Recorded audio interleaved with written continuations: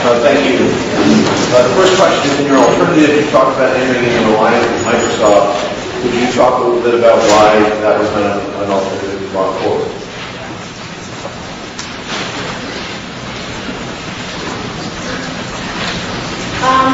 We thought about many alternatives, and it was just one of the things that we thought would be possible. Microsoft had started not long within the time, but we thought that Google and Droid, because of the number of companies that have already on the alliance, would be more interesting. We saw more potential on the Droid than on the Windows. Okay. And do you expect any conflict between the OBI store and the Android store? As of 2009, as it is now, Android doesn't have a Droid platform, a Droid market. So the only Droid store I would call. So the only store wouldn't have any problem with it. How do you see creating a competitive advantage on what is very much a home and platform approach? Well, we found that Nokia has been always a company to successfully make lower-end cheap handsets. So we thought that once we were able to give the software side to Google and Android, we were able to focus our research and development on creating cheaper hardware for the phone. So the Droid platform would be on a cheaper phone as opposed to a more expensive phone from a different company. And also to keep in mind that consumers, this is knowledge that consumers that are buying Nokia phones are not necessarily just buying them because of the branded system. If they're buying because it's a Nokia phone, the branded system is really just improving what Nokia already has. Within your developing market strategy, can you speak to Samsung as a competitor? One of your slides points out that they are a formidable competitor in terms of gross profit margin and ROA. Can you speak to how Nokia should compete in those markets relative to Samsung?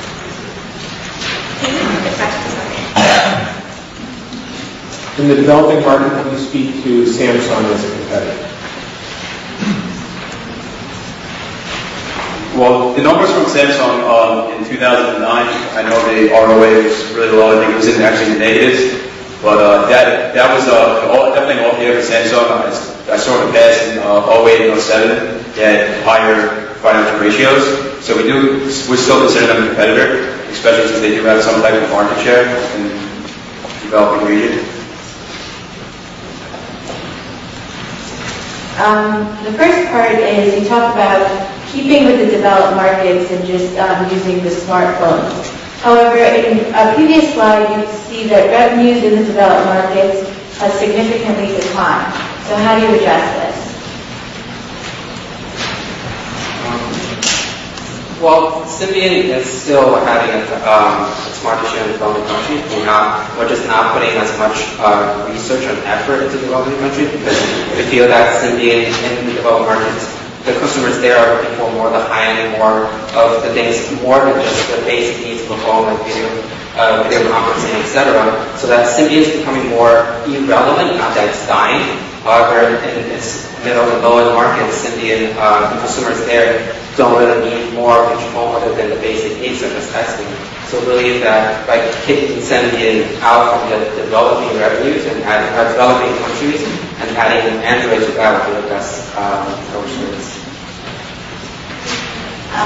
Okay, my second question is, when you segment the population into the Nokia by Android and then Nokia by Symbian, what percentage of your capital will you bring to both? What percentage of the time? And how many resources will you allocate to both sectors?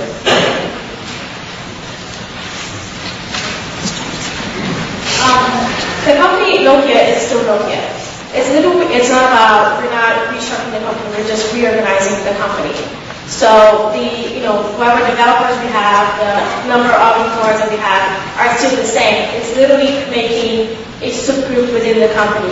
So like Jenny pointed out, we don't see the cost of subdividing the company. It's more about how do we focus on it because of the developed markets, if you are joining emerging developed markets, you're joining with Droid, You want to make different, you're going to make different phones that are the ones already being made for the bottom of the pyramid.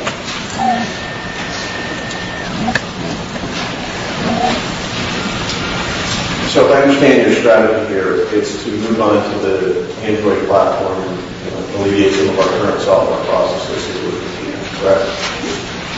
I like that strategy. So let me make sure I understand, why would we continue to invest in the Symbian platform as well? Well, the thing is, the firm only acquired in 2008. We sunk about 641 million European dollars into this. So we feel that since it's already has a significant amount of research and development, to be using that for middle and low end phones, because we feel that that technology is sufficient enough for that market. You anticipate phasing it out over time? Because it's only focusing the CBN to the bottom of the pyramid, we don't necessarily see that. Obviously, our timeline here is within the next 2 to 5 years. If we talk about in 20 years, I wouldn't be able to answer. It's 20 years. It's a long run.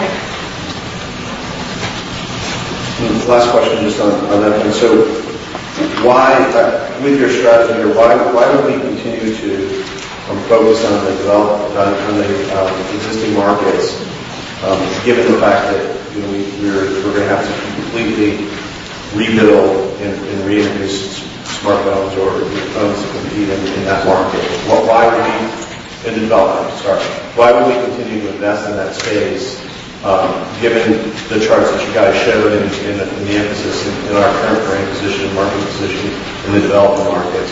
Why are we going to fight a war on both fronts? Because to join, it's almost like you're picking who you're going against. So for the developed markets, you're not going against any of the other companies, Motorola, Samsung, LG. You're not worrying about that. We have a great platform now that we believe can compete head-to-head against Apple, RM, and Palm.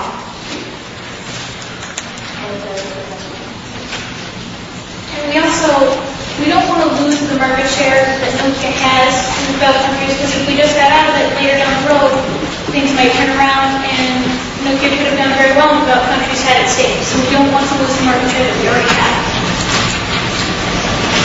What role does your relationship with Siemens play in all this? With the network authority?